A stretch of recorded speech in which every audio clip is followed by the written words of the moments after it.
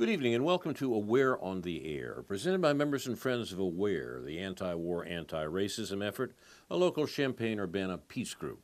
I'm Carl Estabrook.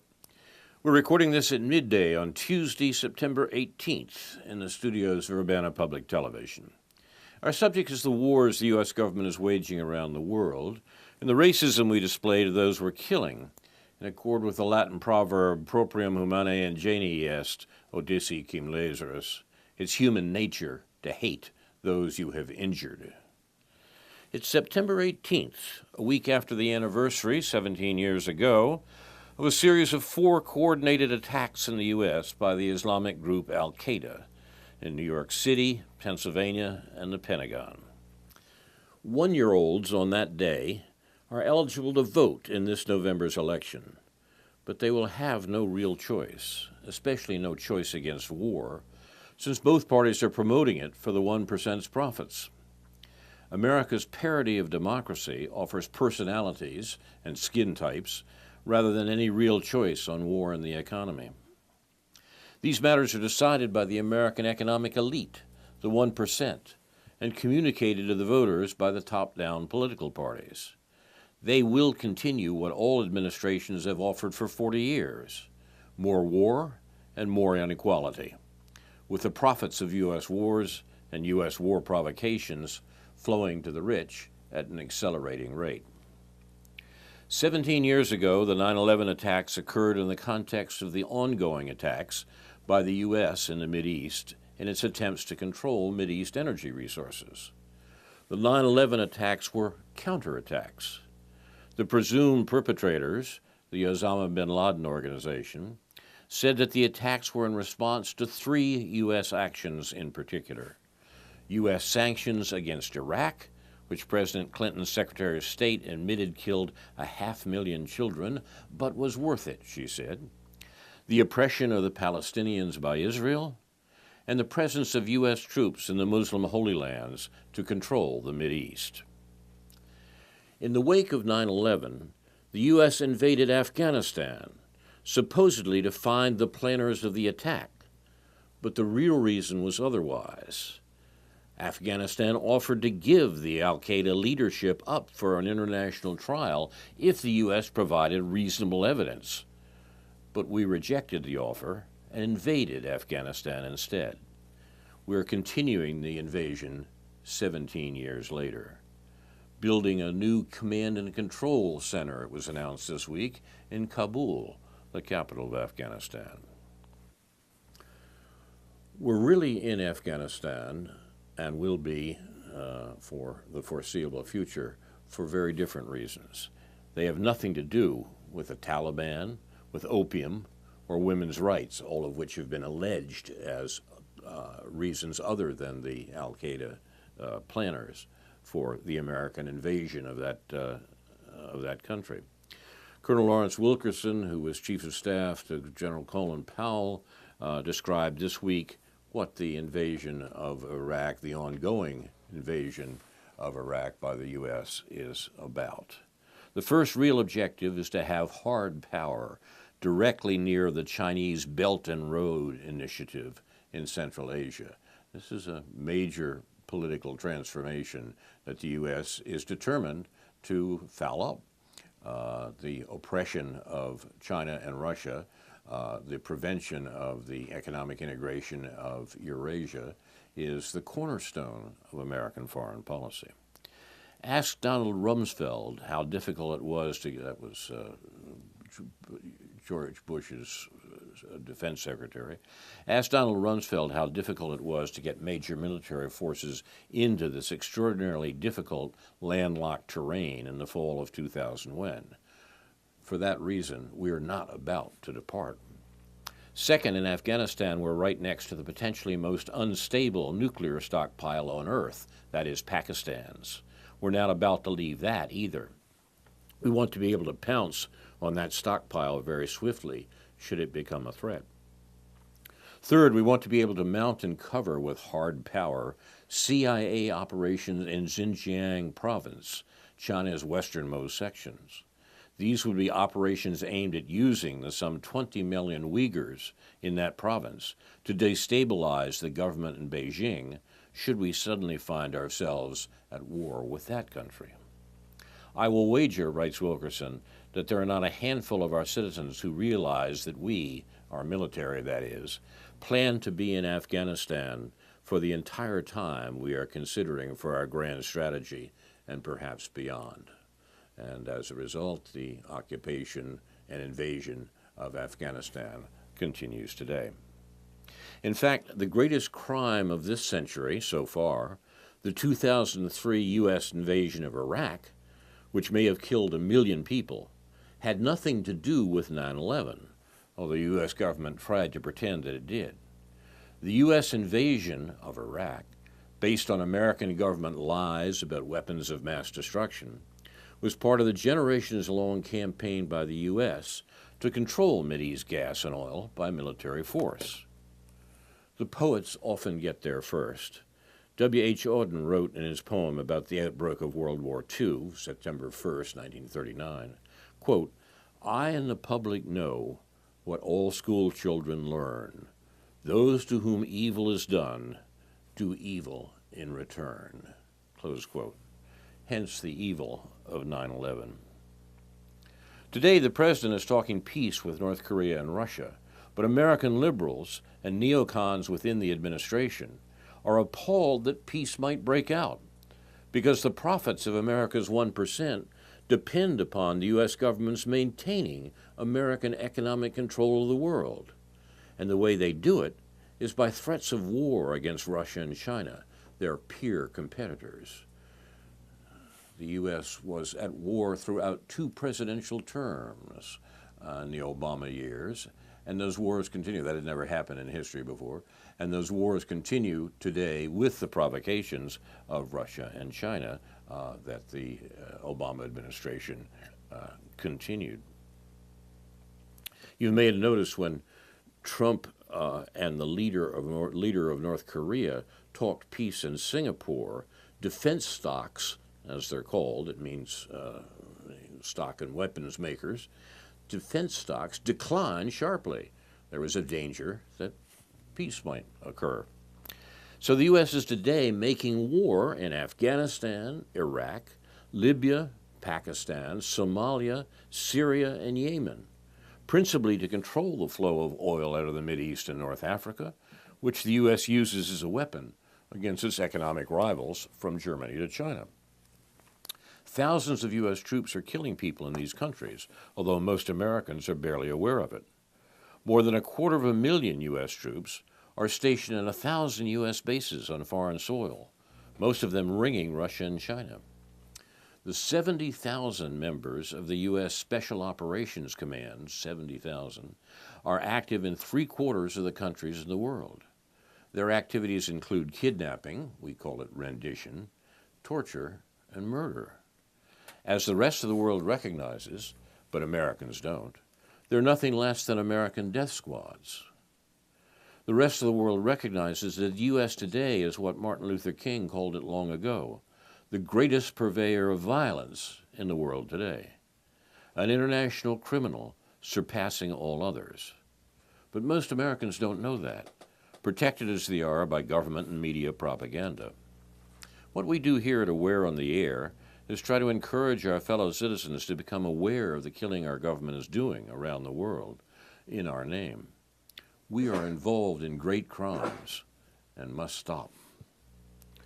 Appallingly enough, although President Trump has said repeatedly that U.S. troops should be withdrawn from Syria, their presence there is completely illegal, the American military continues to expand the war against that country, using foreign Islamic terrorists and NATO militaries.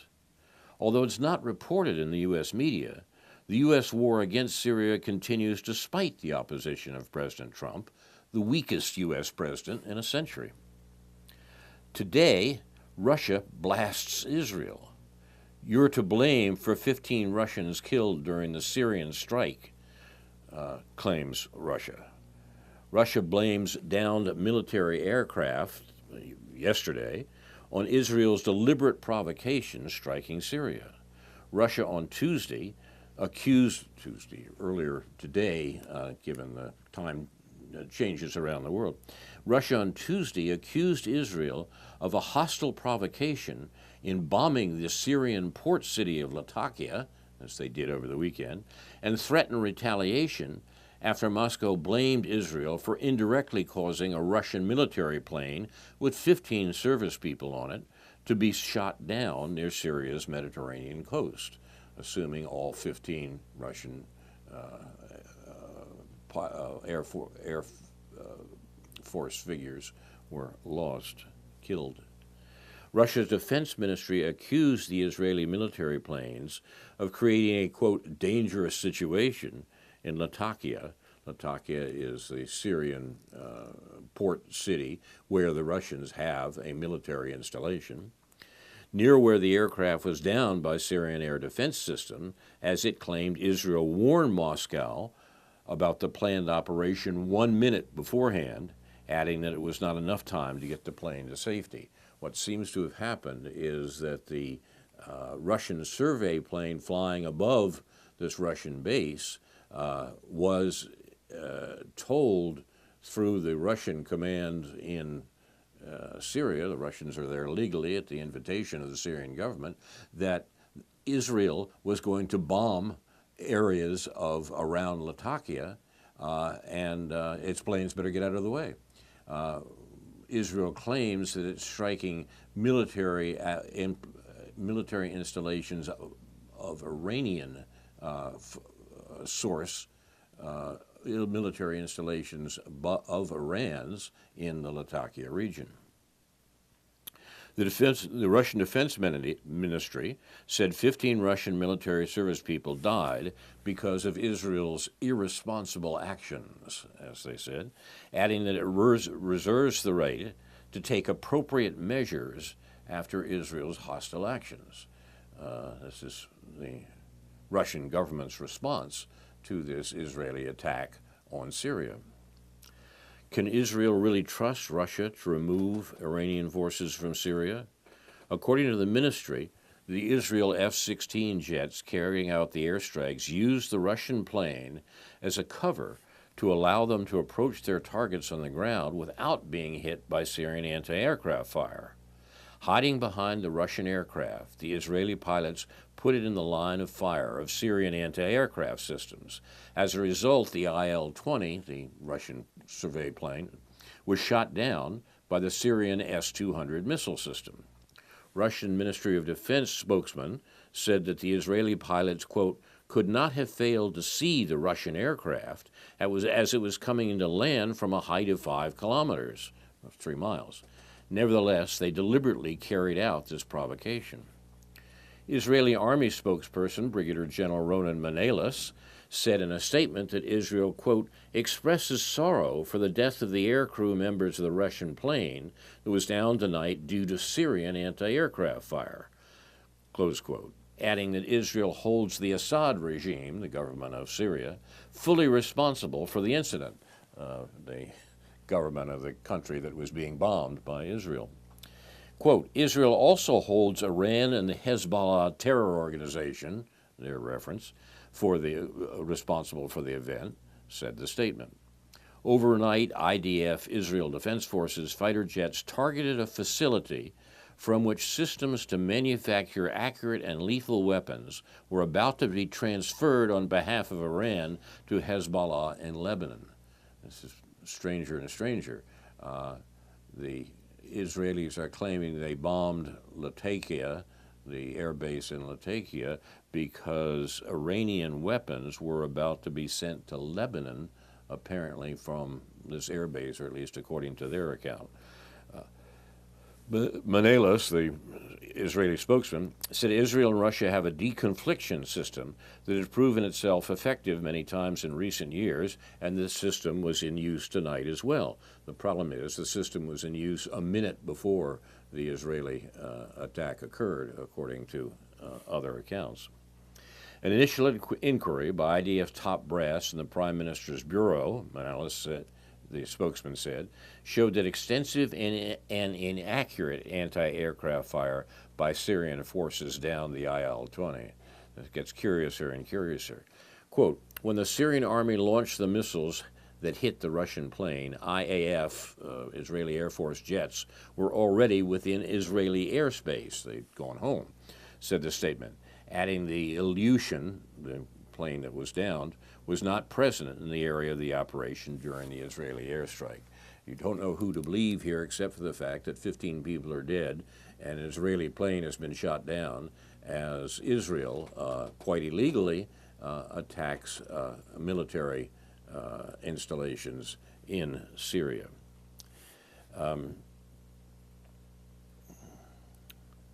The statement concluded by saying Israel will share all the relevant information with the Russian government as to confirm the facts of the inquiry. An Israeli political official later echoed these comments as well. Israeli ambassador to Russia Gary Koren was summoned to the Russian Foreign Ministry following the incident, according to Russian media, although the Israeli Foreign Ministry declined to comment. Russian Defense Minister Sergei Shoigu informed his Israeli counterpart, Defense Minister Avigdor Lieberman, that Moscow holds Israel wholly to blame for the shooting down of a Russian military plane near Syria.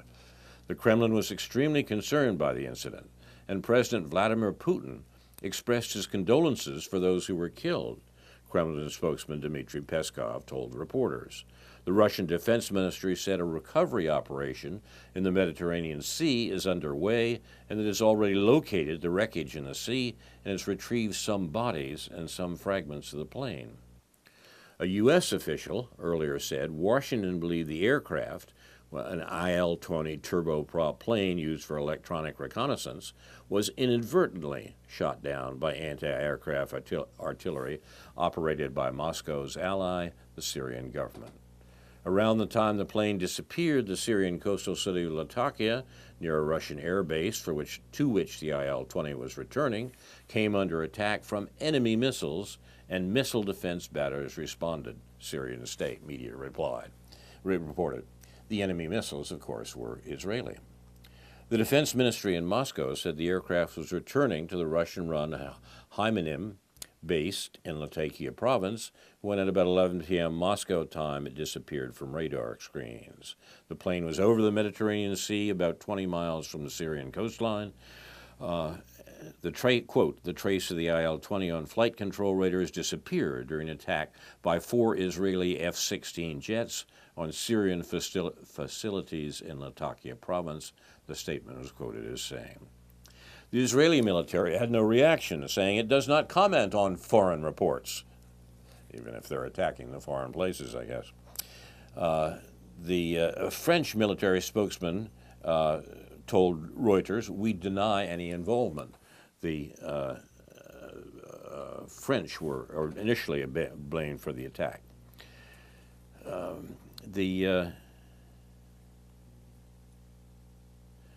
The hour-long attack on Latakia began about 10 p.m. local time and targeted a power station as well as 2 facilities belonging to the Syrian military. Syrian officials said the attack was foreign and came from the sea, but could not initially confirm rumors that Israel was behind it. Now, there's no doubt about that.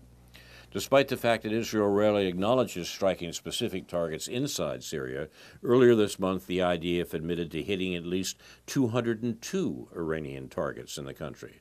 Overall, Israel has launched 792 bombs and missiles at Syria in this year, arguing the strikes were necessary to prevent Iran from setting up bases in the country in order to stage attacks against the Jewish state.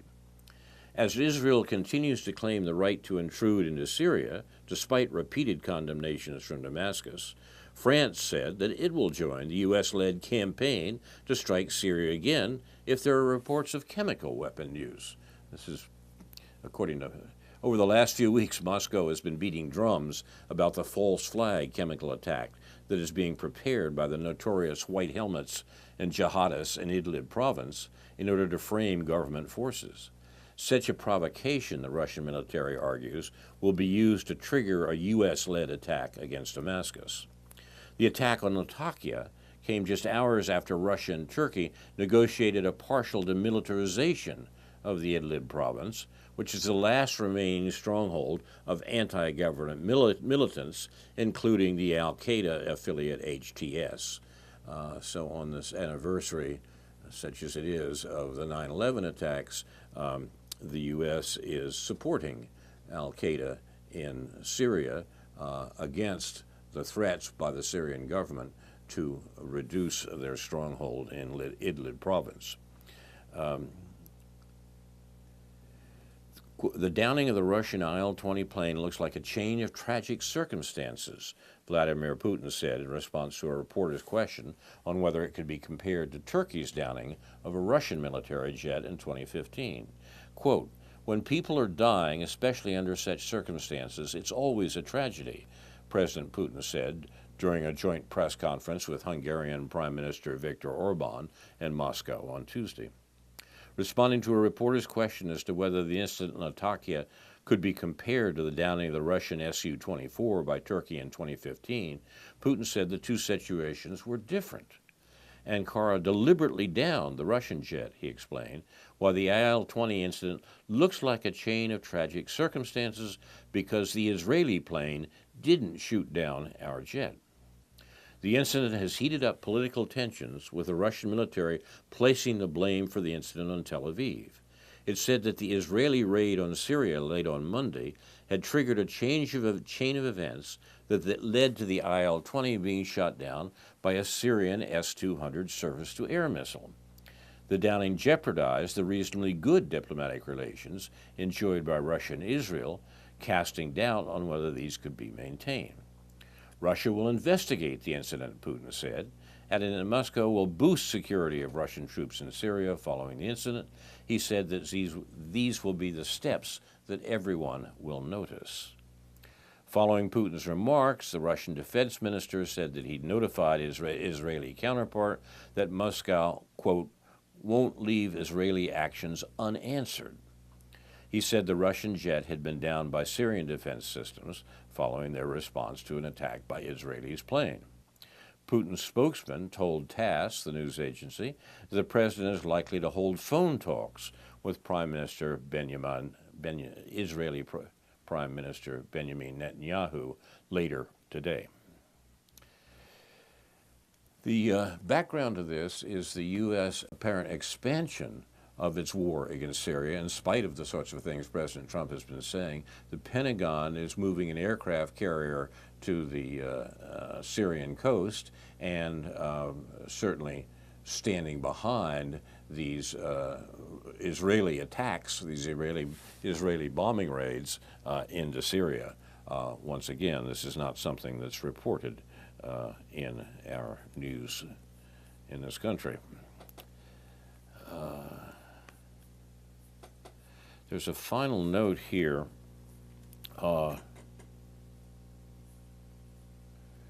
From Pepe Escobar, the commentator who I think is one of the clearest and best informed commentators on issues of this sort. He points out Russia has S-400s, these extremely powerful anti-aircraft missiles defending Latakia. They saw everything the Israeli F-16s were up to. They got a call 1 minute before the Israeli illegal invasion or raid. The Russians could easily have shot down all F-16s, the Israeli planes, but they didn't. But there won't be an Israeli free lunch next time, says Pepe Escobar. And the SAA, the Syrian army, will get a contingent of anti-aircraft missiles, not necessarily S-300. This is what Putin meant when talking about measures everyone will see. The U.S. is desperate to get the war in Syria going again, according to Pepe Escobar, or at least the U.S. military is. Moscow won't fall for any provocation. Moscow is playing the long game, says Escobar, perhaps. And that may be the proper explanation of the 15 dead Russian airmen yesterday.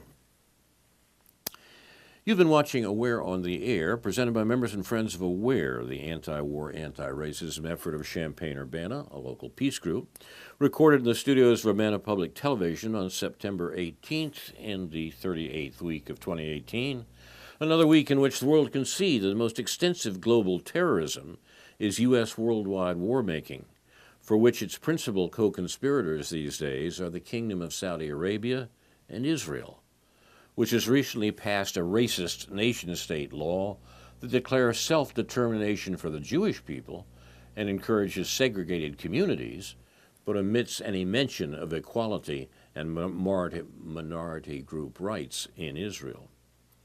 The Israeli government has murdered protesters at the fence with Gaza, the world's largest open-air prison camp.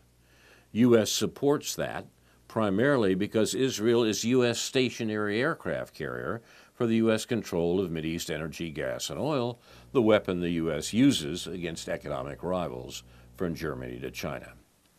Today is Erev Yom Kippur, the eve of the Day of Atonement. Yom Kippur 2018 begins at sunset today and ends at nightfall on Wednesday, September 19th. Yom Kippur, the Day of Atonement, is the holiest day of the year in Judaism.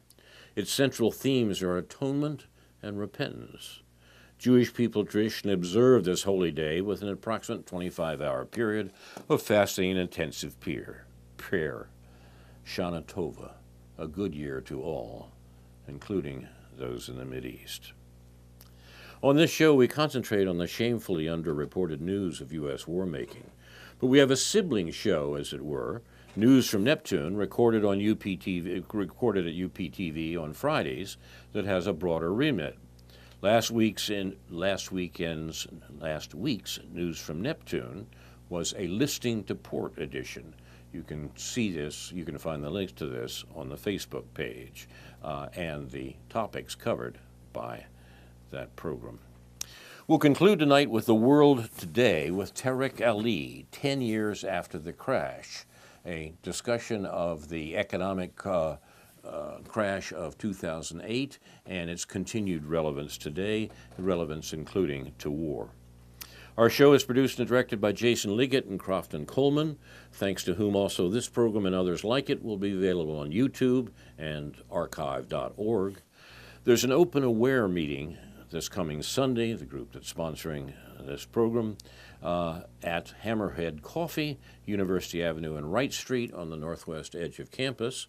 I can say in an unsolicited testimonial that they've recently added excellent sandwiches. Come for the panini, stay for the revolutionary plotting. Finally, Aware honors those who reveal the crimes of the U.S. government, which the rest of the world knows about, but Americans don't. Assange, Manning, Snowden, and the others, who are truth-tellers persecuted by the U.S. government, and particularly our liberal Democratic Senator Durbin, a shill for the Russiagate propaganda and the attacks on WikiLeaks. He's another good reason to vote Republican in November. Good night.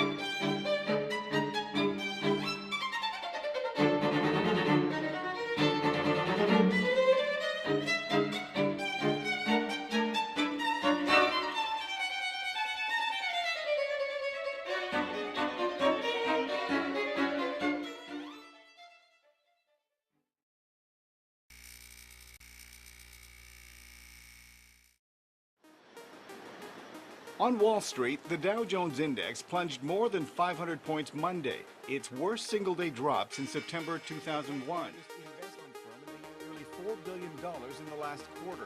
Bankruptcy of investment bank Lehman Brothers. That set the stage for the U.S. housing bust most often blamed for the current economic meltdown. Prices fell like dominoes. In Japan, the Nikkei index fell to a 5.5-year low, down 10% after electronics giant Sony cut its profit forecast in half. In South Korea, have acted boldly to help prevent the crisis on Wall Street from becoming a crisis in communities across our country.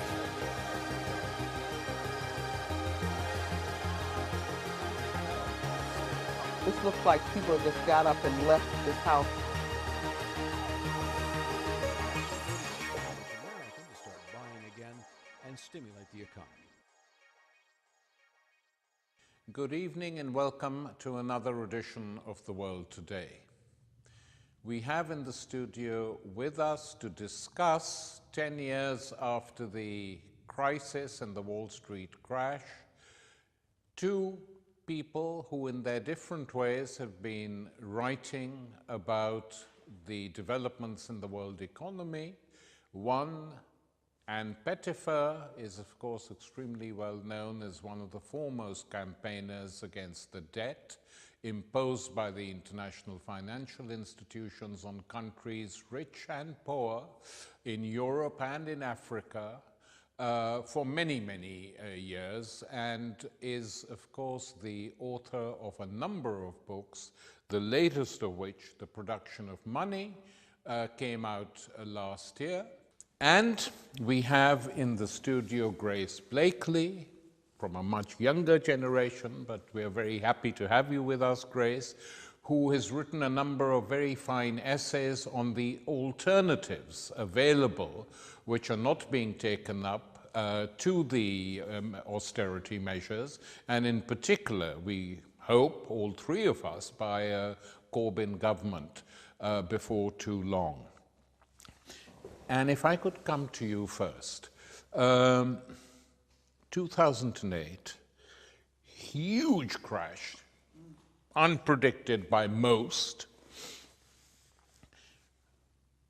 shock horror, banks bailed out with trillions and trillions of funds globally, austerity against people who are less well off, not just the poor or the very poor, but even against middle-class people all over the world. And these austerity measures presented as something without which we cannot do by politicians from all sides. When you took up the debt campaign in a big way, of course that predates the crash by many years, did you ever think that there could be a crash on this scale and that the political and economic elites would sit back and do nothing? Yes, well, it just so happens that the campaign came to a head in 2001, completed in 2001, and I had 3 years at the New Economics Foundation, and I was studying and looking at the poorest countries in Latin America, in Africa, and in parts of Asia. And I sort of looked up at the Anglo-American economies and realized that the debt crisis in the Anglo-American economies was far more serious. And in fact, in 2006, I published a book called The Coming, not against my will, the title was The Coming First World Debt Crisis. The publisher had said she had the rights over the title. I didn't like First World, Third World. And I said to her, you know, it's going to be published in September 2006, and it's called The Coming First World Debt Crisis, but it will have come by 2006, you know. And then my book will be out of date, I said. How wrong I was, and how good for me she was, because, of course, that meant that I was one of the few to predict it. And it was possible to do because by looking at what was happening to the sovereign debts of the poorest countries, and then comparing that, I mean, we wanted about $350 billion of debt written off for 30 of the poorest countries. But actually, Anglo-American debt was in the trillions relative to income, relative to GDP. And that we knew that it just was common sense that that's not going to be sustainable. The really frightening thing, Tariq, is that then it was about 269% of GDP, the share of debt relative to real income. Today it's in 320% of GDP versus income. So the debt bubble in the Anglo-American economies today is even bigger than it was before 2007-8. You know. So yes, I did see it coming, but unfortunately my book felt like a lead balloon, and all the mainstream economists said, well, you can't trust her, she's just a left-winger and that's wishful thinking on her part. And so it never went anywhere, but fortunately afterwards people recognized it. Grace, What got you interested in economics, first of all? Tell us that.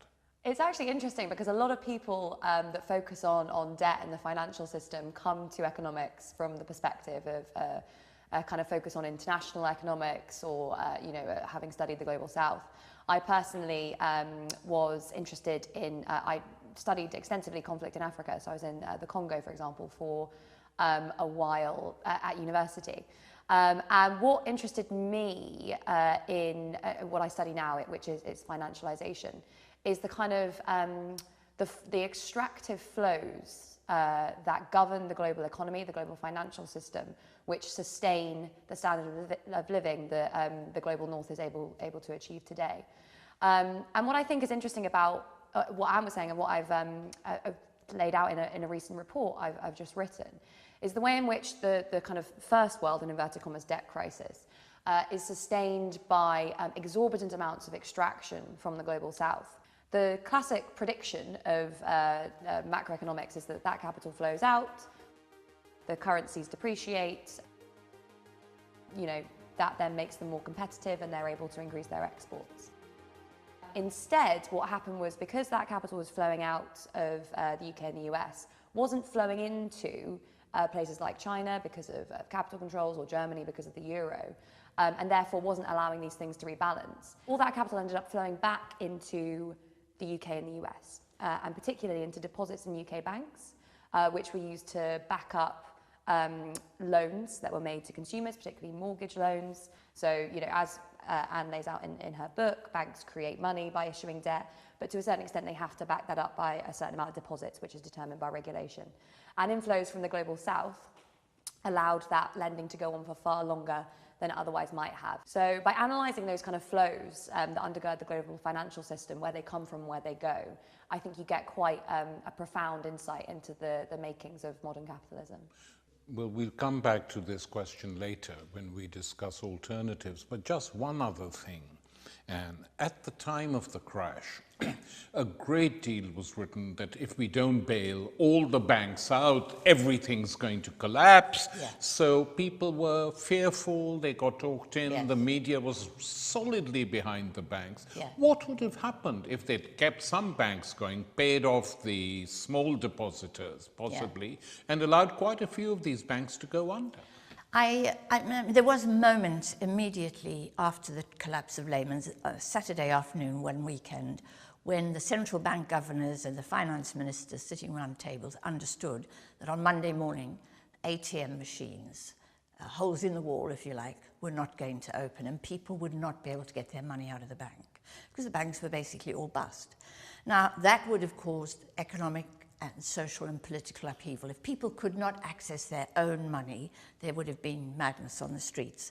So I defend the actual bailout of the system. We need to think about the monetary system a bit like the sanitation system. It is actually fundamental to the economy, and you can't allow the sanitation system just to be closed down. Equally, you can't allow the monetary system to be closed down. However, having said that, the bailout should have had terms and conditions. And the big weakness is that they were just bailed out. They weren't told, we will bail you out, but thou shalt invest in the real economy. Thou shalt lend at very low rates of interest to SMEs and to businesses and to the government. Thou shalt do this. Thou shalt not pay bonuses to your staff, and thou shalt not pay dividends to your shareholders so long as taxpayers have bailed you out. And the extraordinary thing was that both our finance ministers and our central bankers, to be honest, really didn't understand the nature of the monetary system. There was a great deal of ignorance, and I blame the economics profession for that, because in economics, when you're studying macroeconomics, you do very little work on money, debt, and banks. Very convenient for the financial system that most people educated in economics don't understand the nature of money, the nature of banks, the nature of debt.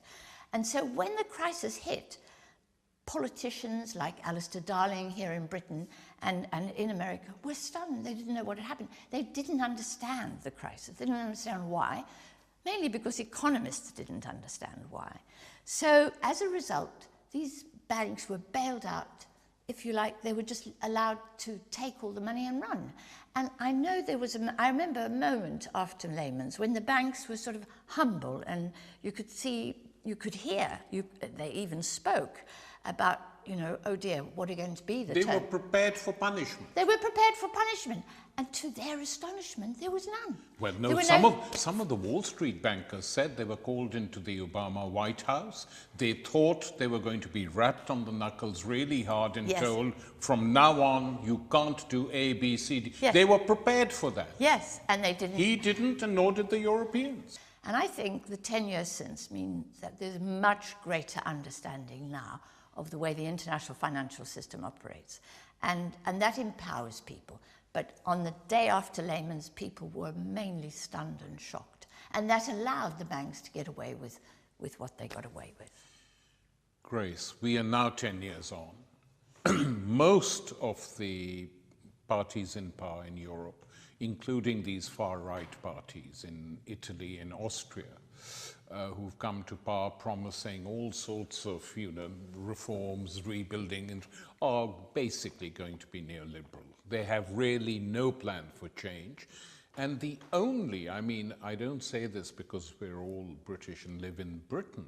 It just happens to be a fact that the only serious alternative so far anywhere in Europe has come from Corbyn and McDonnell.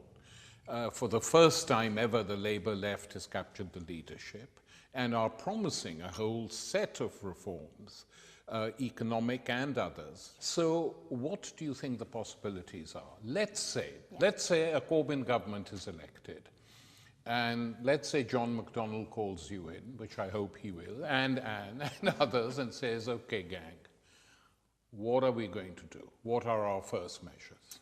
So, I will answer that question specifically in a second, but I think prior to doing that, it's necessary to look a little bit about the political economic context in which that is going to be taking place, because all of what Anne was talking about in the answer to the previous question has to do with, as well as economic ignorance, the transformation in the nature of political economy under late capitalism, under the capitalism we've been living under since the 1980s. And essentially the financialization of the state, of corporations, of all those different sorts of things.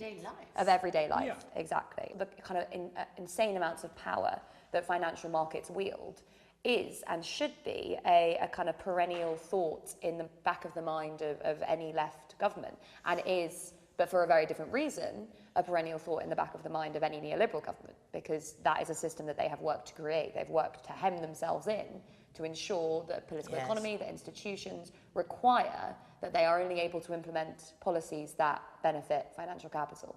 So I think it's worth beginning at that point and saying that, you know, we're not going to be going into government saying, with a big red button that says socialism. We're going to have to work for an extended period of time to transform that political economy, to effectively bring international finance under democratic oversight and control. And for me, the first and most important thing there, and I think you've talked about this a lot, is just a write-off of unsecured consumer debt. And that can be done in a number of different ways. Mainly credit card debt. So not secured is kind of against collateral. Unsecured is without any asset to back it up, so credit card debt, which is a really extractive and exploitative form of lending for a lot of people. And so I would say write that off, and that can come in a number of different ways. If you want to be very nice to the banks, you get the state to kind of print money and buy it, or if alternatively you can force them to take a haircut on that. And say, we're not going to enforce people to repay back a portion of these debts. Probably going to look like a mixture of the two. But that would have a number of different impacts. Firstly, it would dramatically improve a lot of people's lives, moving away from a situation of constant subjective feeling of precarity and fear, towards a situation in which one can imagine one's future. So, that would give a massive boost to consumption, and hopefully would be able to direct that towards a more kind of sustainable consumption rather than debt-fueled consumption that we've seen over the last several decades. And finally, it would have a dramatic impact on the finance sector, which relies on the extraction of rents from the productive economy in order to maintain the huge profits that is maintained for the last several decades. But Anne, historically in Britain and British capitalism in particular, which is what we're discussing now, there's always been a bias in favor of the financial sector. The industrial sector has always held second place, apart from the very first years of the Industrial Revolution. And this has now gone on and on and on till it's reached a stage where the whole thing has become completely absurd. So some new form has to be discovered. And one of the things being talked about in the Corbyn and McDonnell offices and with their economic advisors is a public utilities-based system, where you strengthen the public utilities.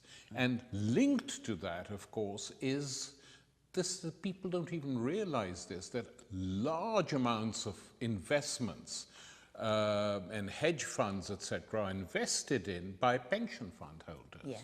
And who are the people who pay these pensions? Ordinary workers.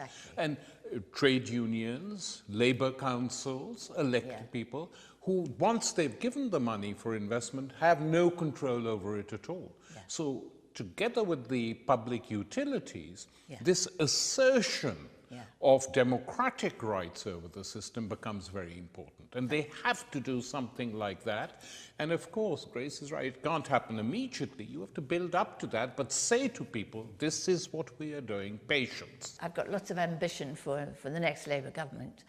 But I think the thing that the public have to understand, and this is the public everywhere actually, is that the financial system is parasitic on the public system, basically.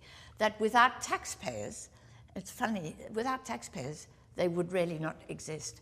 Now, I know that in Britain we have a taxpayers alliance, but actually it's only for the rich who don't want to pay taxes. I want us to have a people's taxpayers alliance, which will say, first of all, the really interesting thing is that we've privatized pensions here. And the currency, sterling's value, is largely determined by the fact that there are 30.3 million British taxpayers who, unlike Apple and Amazon and so on, regularly pay their taxes. That gives value to the currency. And these guys gamble with the currency. You know, so you could say, sorry, but if you want to use our currency, these are the terms and conditions. But we, the people, don't understand that we have that leverage over the financial system. We don't understand how closely integrated it is with these public resources, which are our resources. But somehow or other, I want a Labour government to be more confident of the power that we actually have. Without these public resources, these financial institutions would be kaput. But also, if the public understood that we have leverage and power, then that would bolster the changes that a Labour government makes. Grace, this should be part of the campaigning now. That this is, you know, to explain in a fairly straightforward way what Anne has been saying, that it's no big dogma, it's to get the economy back on its feet and to improve the status of the productive economy. Absolutely, and what we've really been lacking, I think, in our political, we've been starting from such a low base. We've been kind of overwhelmed by the liberal centrism that presumes not only kind of no real oppositionality, that economics is like a positive sum game and that everyone benefits from economic growth, but also from this kind of false division between politics and economics. The idea that, you know, there's an economic sphere and that needs to be run by technocrats, and there's a political sphere which governs the distribution of those economic things, and that needs to be governed by politics. So I think this is one of the reasons why, you know, talking about financialisation is so important, not just because it is a central factor in our economy, but also because doing so allows us to understand and conceptualise and organise our thinking according to a fundamental opposition that allows people to mobilise and makes them feel like they have control and the capacity to change things. But also undermining this idea that the economy is over here, it's separate, it's the role of experts to deal to, you know, that's economic experts decisions. Is the key. to break Exactly. this. It's, Yeah. it's like voodoo. Yeah. And they talk a strange language Yeah, which none of us is deliberately. meant to understand. And you're, no, exactly, you're not meant to And understand. none of it, Tariq, is rocket science, I can assure you. Yeah. We all effectively do understand the economy because we all engage in the economy. We borrow, we know what the rate of interest is, we know about the value of the currency, we know about exchange rates if we travel. This is basically, you know, all you really need to know to understand the key forces in the The other economy. thing that people do understand, I think now very clearly, is that for the last decades, the rich have been getting richer, to put it at its crudest, and the poorer, poorer. Yeah. And the levels of social inequality and wage inequalities in the so-called advanced economies of the West have reached a crazy level, unheard of before. Yes. When you think even about the Gilded Age, it really wasn't as bad as this. And that people understand. Yes. But often when you speak to people, they say, but what can we do about it? Exactly. And this is where politicians are failing. Yes. And the centrists, the extreme center groups, I call them, are collapsing all over. Yes. And then demagogues like Trump or Salvini come and say, we will sort it out. I mean, Trump says, we're going to clear the swamp, Wall Street. And then 2 he hires weeks these- after being president, the swamp is in the White House. Yes. You know, I mean, so Yes. these guys won't, you know, they will not last, but there has to be an alternative. I think people are so disillusioned that they're looking to strong men and women to protect them from market forces, from free market forces out of control, basically. But absolutely, you know, and the thing is this, that it's very interesting to see that, for example, the Financial Times and The Economist are beginning to fret about the levels They're of nervous. inequality. Yeah, and I think you've got to look at the creation of that massive bureaucracy, as well as the supporting apparatus of kind of business services that's proliferated over the last 30 years, as part of a wider mechanism to create a constituency of people that benefit from the extractive model that you were talking about. The kind of creation of this like mini capitalist class. So you've got kind of deliberate mass extension of home ownership, the privatisation of pension funds. But not only that, that combined with a bargain, which is essentially that these things will constantly continue to rise in value. And there are a set of contradictions that exist at the heart of that. Together, they entail a contradiction because if everything keeps on rising in price, you're shutting more and more people out of the market, as we're seeing in housing. But even, you know, in and of themselves, they contain a contradiction, which is what Minsky talked about, which is continually rising asset prices will always end in a huge crash. And 2007 was the crisis of pension fund capitalism, property-owning democracy, and that bargain between the 1% and the middle classes. And we've tried to resurrect that bargain since 2007, and it hasn't worked. And you know, now obviously this is why we're seeing the kind of reaction that we are. Grace is right as well about how deeply embedded in our culture now is this. I always think of Uber, which I think is an extraordinary economic model, where the worker is the capitalist. He or she invests in the car, buys the car, and more expensively maintains the car, and even more expensively insures the car. And Silicon Valley attaches that worker and his asset, the car, to a bit of software, which they've, by the way, pinched from someone else, you know, GPS and all of that, which was invented by the American Navy, and a lot of it was open source software. And the owner of the asset is the capitalist, if you like, but is also the worker. And in Silicon Valley, the new capitalist simply sits there and drains every car ride of 20% of the fee. I mean, it's an extraordinary model. But the problem is people's incomes are so low that they become Uber drivers to supplement their income, but at the same time they're then sucked into this rentier economy. Grace, the divergences between the economy engendered, this financial economy engendered by the City of London, which is largely in the southeast, and the rest of the country are pretty huge. I mean, if you look what's happened to the north, you know, people want to know why so many people voted Brexit. In my opinion, It wasn't just, in most cases, racist or that. It was a way of kicking the system that has given them nothing. It was a huge kick against neoliberal economics and this sort of flaunting of wealth when the conditions they live in are really appalling. On the regional problem, the UK is the most regionally unequal country in Europe. Several of the poorest regions in Europe are located in the UK when adjusted for kind of purchasing power parity. And this is something that we kind of often don't talk about, particularly on the left, where we're kind of uncomfortable with this idea of thinking about a regional policy or regional economic policy. But it is so critically important, and because it's so inherently linked to sectoral inequality. Because, of course, the reason that London and the South East is so prosperous is that it depends on an industry, a set of industries, finance and related services that are highly integrated into a global economy. This kind of perpetual drive forward towards some sort of capitalist utopia. And of course what gets left behind is the rest of the country, which is not wrapped up particularly strongly in the global economy, and which has been severely damaged. Manufacturing in the UK's regions, where many of our exporters used to be located.